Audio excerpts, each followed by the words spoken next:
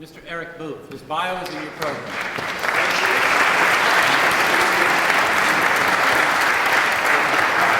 I'm hoping to avoid the microphone from hell. Hello, everybody. Look at where we are. I don't get many of these in my life. I was at an arts education summit in New Hampshire yesterday.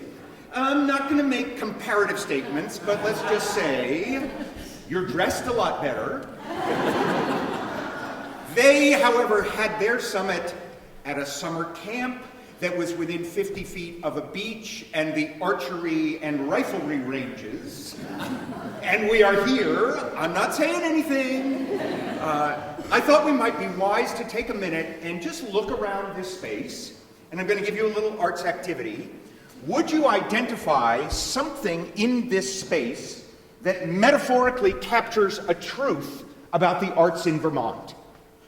Scout around. Now you might, I'm not recommending that you notice that there are a few dim bulbs amongst the illuminations, or that here, front and center, we have naked women sitting on the clerk's desk. I don't know what that means. But can you find, and we're not going to have the time to collect them, but taking seriously our theme, can you find something in this space that connects for you as an accurate metaphor of something that's true about the arts in Vermont? Then let me give you a second challenge. I'm going to assume you have a metaphor in mind. Second, would you think of a way you could take that metaphor and animate it in a way that would enroll other people in seeing the value of that metaphor? That if you were talking to friends about today, you would say, there was this thing, and it's really important for our vision of arts in Vermont. So can you animate that metaphor in your imagination? And third, sticking to our theme, can you imagine that idea on a banner that you turn into a movement? Whatever that metaphor is, can you imagine becoming a leader behind that idea? That's your warm-up exercise. But I want to take seriously our theme today of connect, animate, and lead. Please note they have selected verbs as the theme, the kind of banner for an arts summit. It's really significant, in fact, because in the US we tend to identify the arts with nouns. We are, the US, we're really bad at this. We are noun central in the known universe. And the default definition of most Americans is art as a noun. It's the special building, it's the stuff in the building, it is the thing. And that is part of what creates this separation that we need to reconnect. In life, here's a philosophical statement, it tends to be that nouns separate us and verbs tend to bring us together. We have three verbs moving us together, and the verbs of art tend to move people together. They tend to break down those separations, as we'll talk about in a minute. So I'm interested that our banner words for the day are verbs, the verbs of art, as opposed to the default definitions, which tend to be the nouns.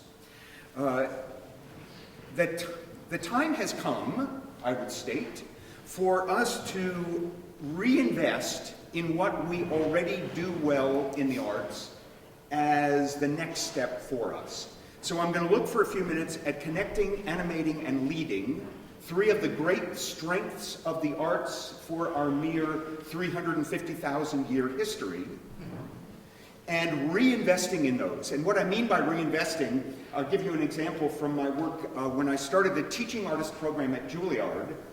Everyone in Juilliard, which thinks of itself as the center of, the mothership of artistic elitism, they were very happy to have this teaching artist program way off on the side for those bleeding heart liberal few artists whose careers were going nowhere because they like kiddies.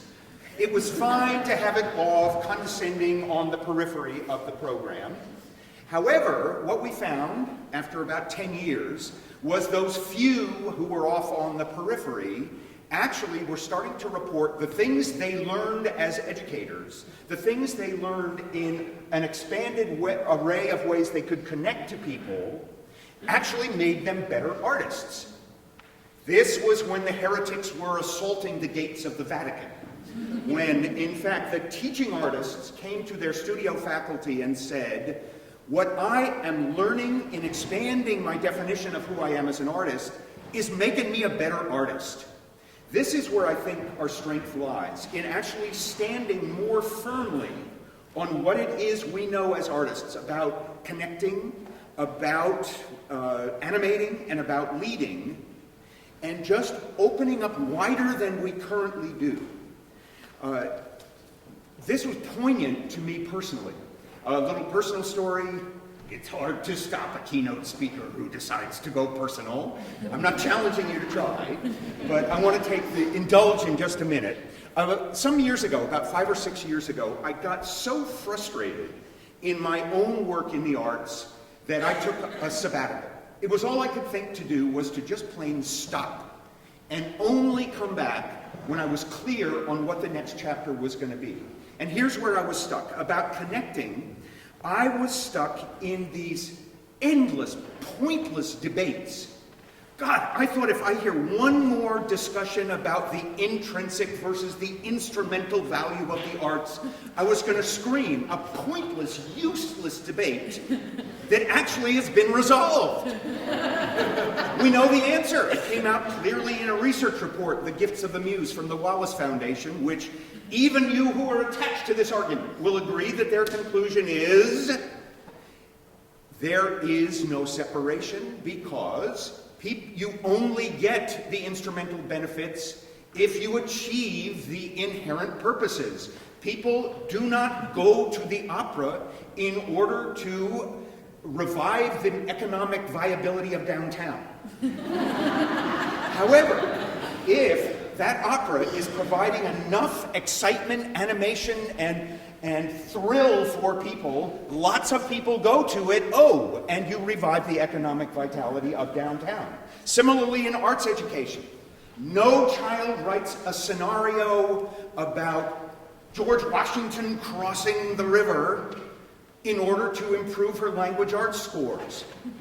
She writes that scenario or something like it because she wants to make something she cares about, intrinsically investing herself in an opportunity, and wham, the result is her test scores seem to go up. So we can't have that debate anymore. I'm also sick and tired of the semantic debates. Oh, this versus that. It even happened yesterday. I made this heartbreaking speech to New Hampshire people, our colleagues.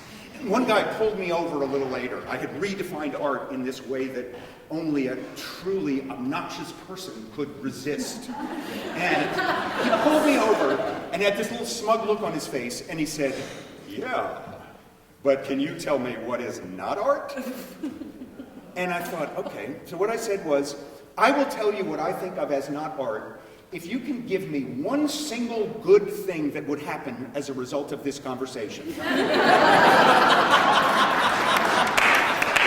And he couldn't. So I went on the sabbatical because I was feeling inept as a leader. I wasn't, my advocacy wasn't getting us anywhere. I wasn't making stuff happen, and I was old. I was getting old. I was looking at the last chapter of my life, seeing, my God, I'm gonna croak saying these same things, feeling inept and powerless. All I knew to do was stop. And I spent 6 months in solitude, just changing the way I think, because I kept coming up with the same answers that hadn't worked.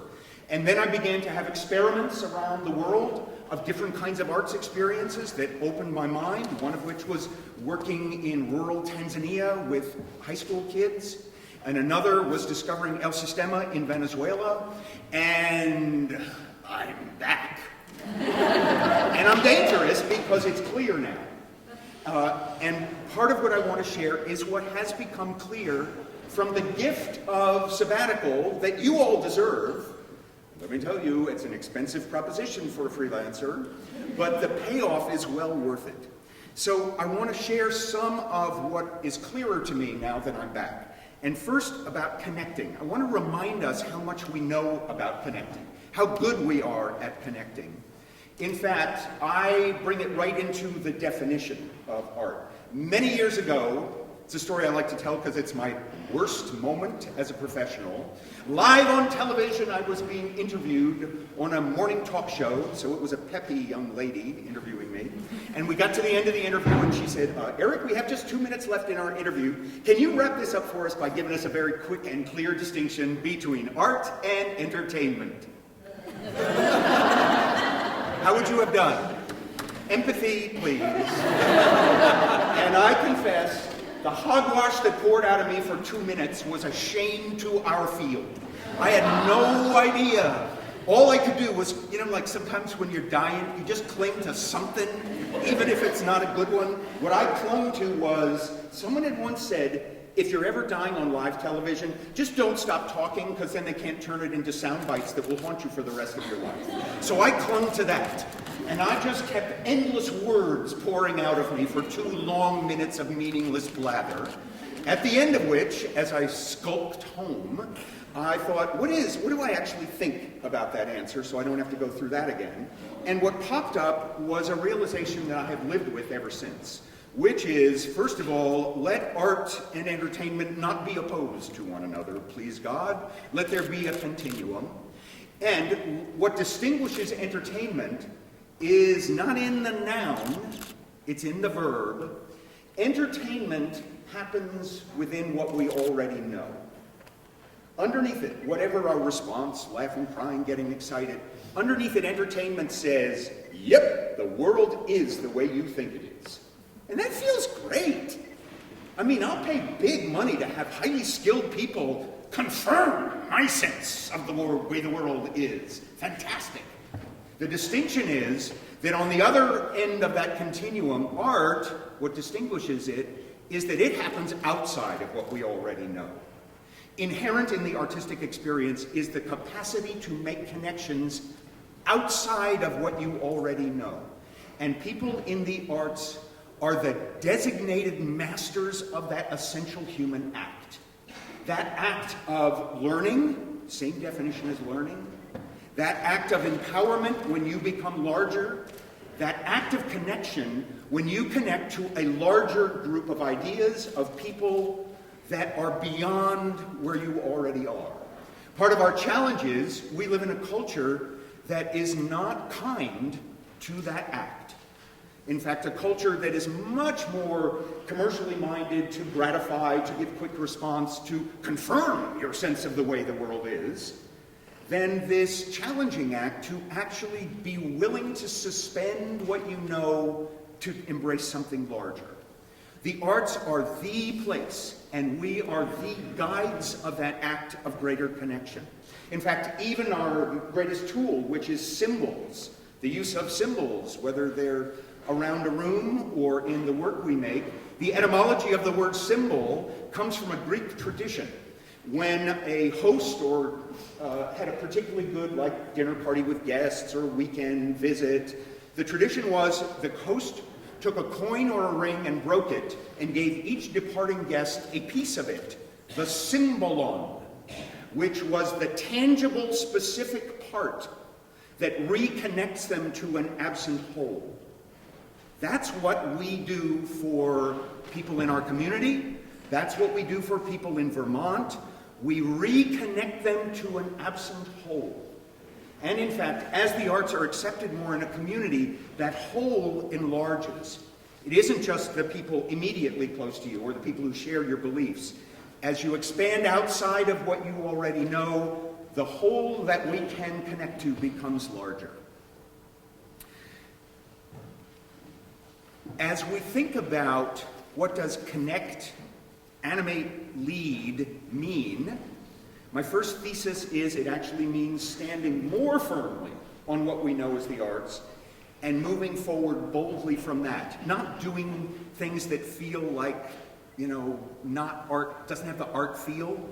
I noticed the teaching artists that came back to the studio faculty in Juilliard, what they said was, here's how it's making me a better artist. I'm asking different questions about what a performance is for. I ask different questions of myself in rehearsal. I think of my entrepreneurial activities as just an extension of my artistic activities. They didn't suddenly think, oh God, now I got to learn how to market myself.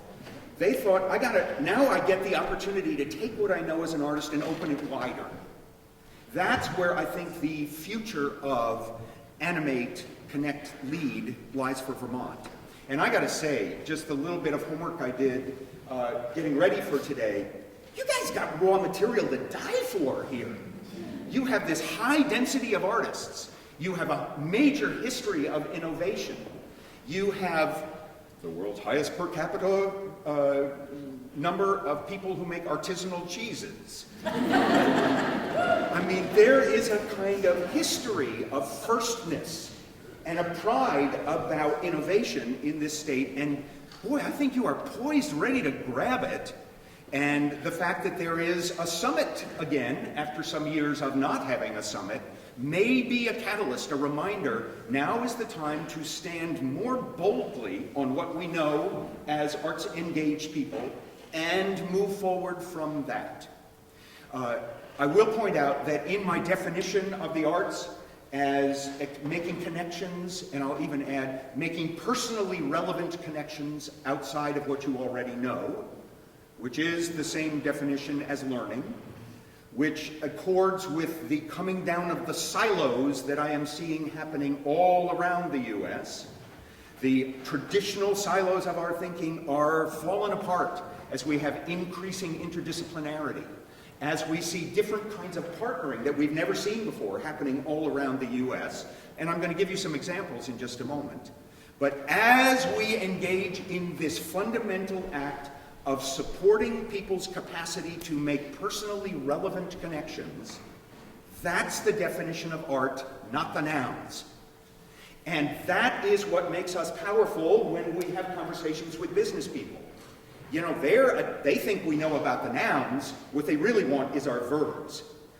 They want to be able to have the skills of innovation. They want to be able to animate a room. And that's why I work with a symphony orchestra that takes over the professional development creative component for Federal Express.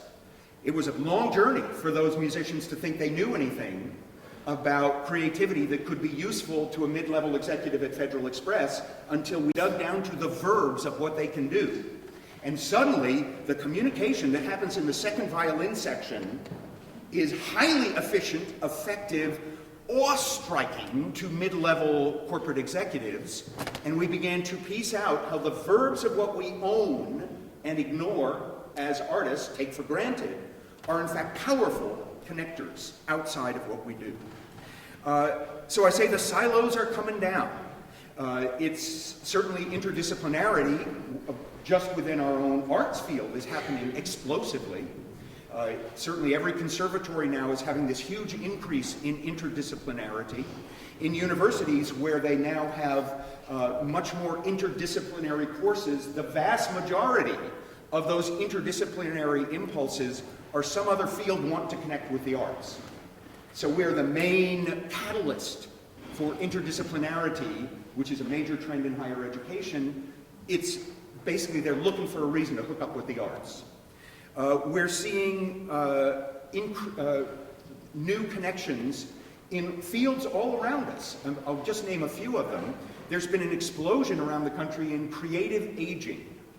This actual discovery that bringing creative engagement, artistic engagement into the lives of senior citizens actually has economic, social, and medical benefits. And they can't hire teaching artists fast enough to fulfill the demand for the creative aging programs that are exploding around the country. Why did that happen? A good note for us, because the National Center for Creative Aging finally did the kind of research that federal departments require. That horribly,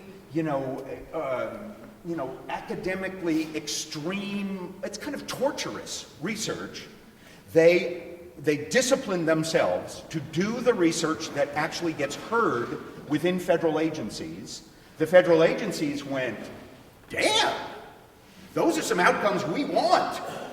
And suddenly we have an explosion of a whole new part of our field because of a connection through research.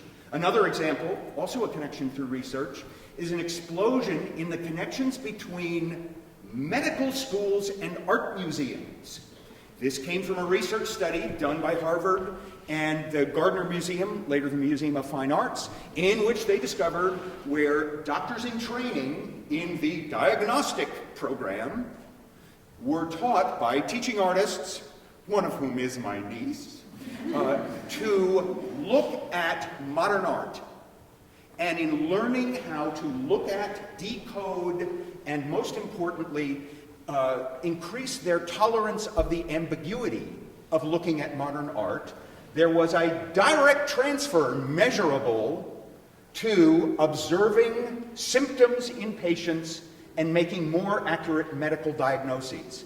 Art saves lives, statistically proven. Within 3 years, there are 17 partnerships between art museums and medical schools around the US. This energy is ready to explode when we connect across. It isn't instant, and it starts with conversations, with dinner parties, with meetings, with checking out what we've got, and it also starts with our flexibility about our language. Most people outside of the arts, when they hear us talk about what we do, they hear wonk, wonk, wonk, wonk, wonk. In fact, I had this wonderful opportunity, a 3-day retreat with a bunch of business leaders and political leaders who don't love the arts. You know, not the ones we like who get it. These are the ones who don't get it. And man, they spent the first 2.5 days saying, blah, blah, blah. Well, all we ever hear is you arts people and arts education people with the fluff and the emotional stuff. Not interesting, not useful. By the 3rd day, they started to say, listen, we got a serious need some innovations in our companies. If you can convince me that you can articulate what skills it takes to generate innovative ideas, and that the stuff you do actually accelerates those capacities, I will get behind you. In fact, we were saying the same thing the whole time, it's just the language was getting in the way.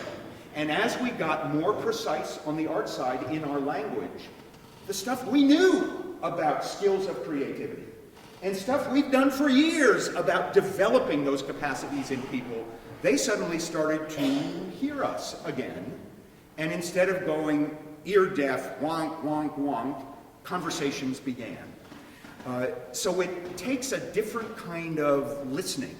Another sort of connection that I just want to mention because it's happening widely, my favorite example of it, is the work that's been coming out of Carnegie Hall in the last couple of years, where in their program called Musical Connections, they've been making a serious investment in taking what Carnegie Hall knows, brand name of artistic elitism, and working in depth with homeless shelters, city hospitals, and prisons. Not intending to get new butts in seats at Carnegie Hall, I can tell you. Why are they doing it? Because they think they have a lot to learn about the broadening of the relevance of what happens in Carnegie Hall. And one of the benefits is that as they do a program where after the course of several years, they have a large group of musicians in Sing Sing Federal Maximum Security Prison composing for woodwind quintets that perform for the rest of the prison population. What the huge benefit is, Carnegie Hall is animated in a whole new way. Inside Carnegie Hall, they think they are getting way better half of the deal. That in fact, the understanding of how huge and powerful and available woodwind quintet music can be opens up for them all kinds of ways they can share what it is they know.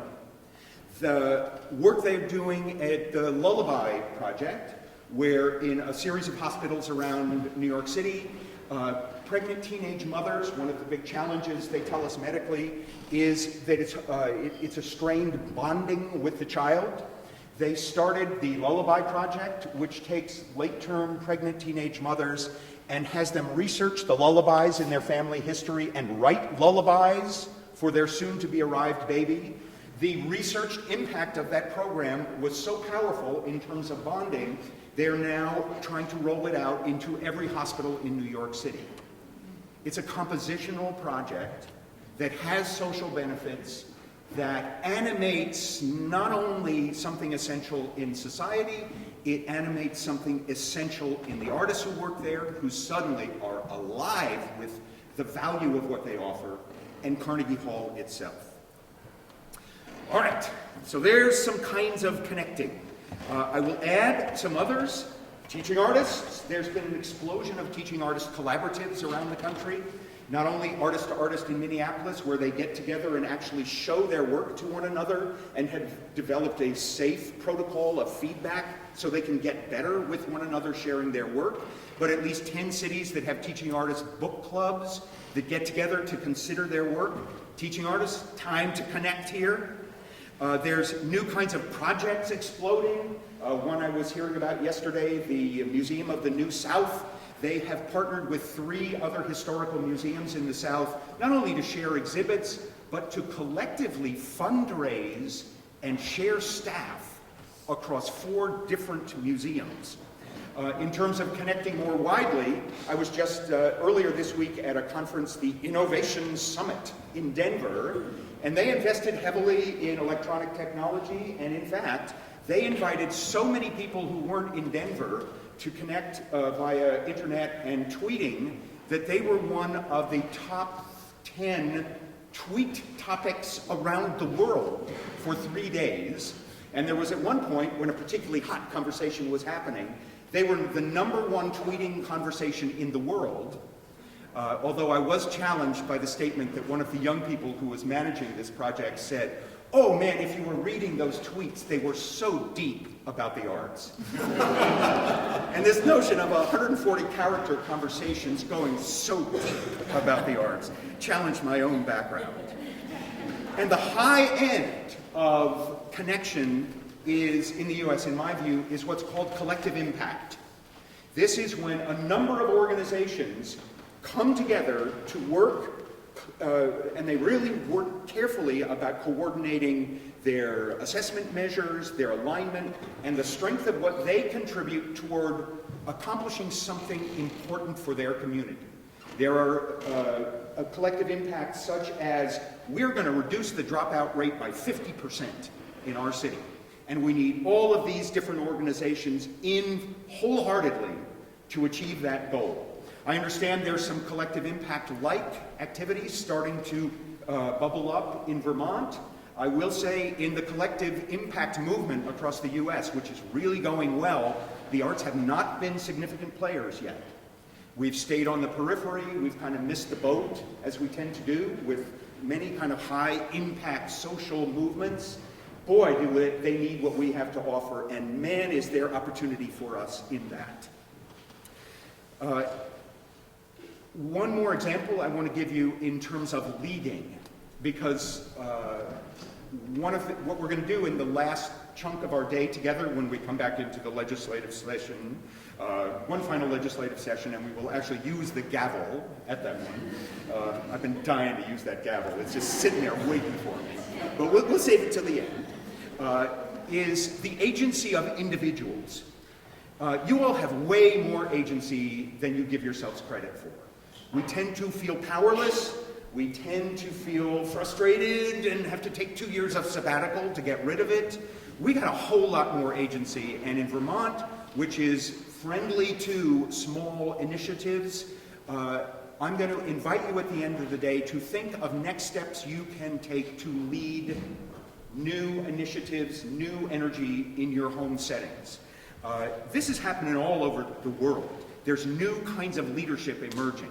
The one that is most poignant to me, because I've put a lot of energy into the growth of El Sistema, which is the music education system from Venezuela, started by one man 39 years ago, that has grown beautifully under the radar in Venezuela for 34 of those years, to include 400,000 kids in intensive after-school music education that proven redirects the trajectory of an at-risk kid's life.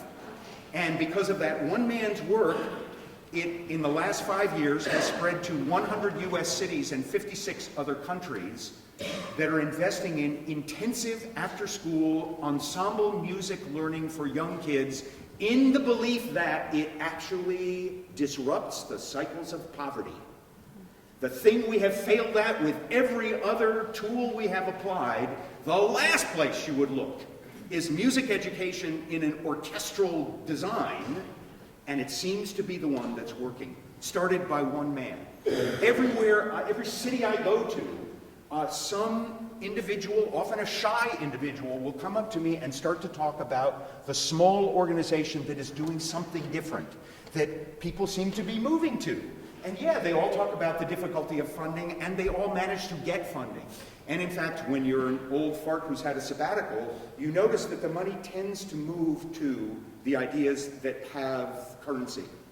I know my friend Paul Gamble and I, be sure to meet him today, sitting right over there. He and I have been working on a project for Vermont called the Community Engagement Lab. Find out about it. It's an idea that can grow across the state to actually intentionally apply what we know about engaging communities around arts activities. And we, as two trepid, I would not say intrepid, trepid individuals, are trying to bring that idea to Vermont communities. I want to end this invitation to think about connection with a couple of pretentious quotes. One of them is really pretentious because it's from me. And I have to read it or I get it wrong.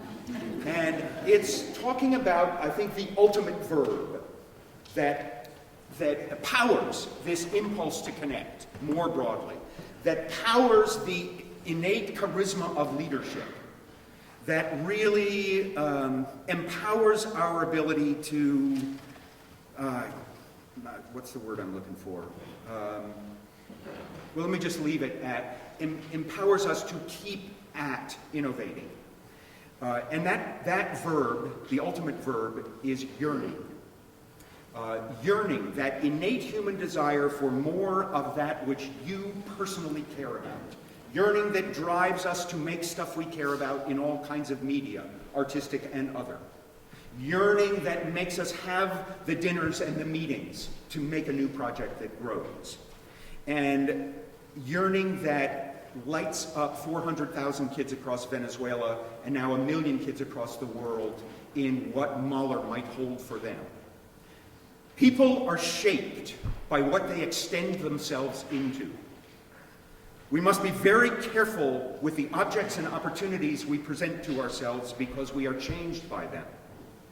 Art lends shape to yearning.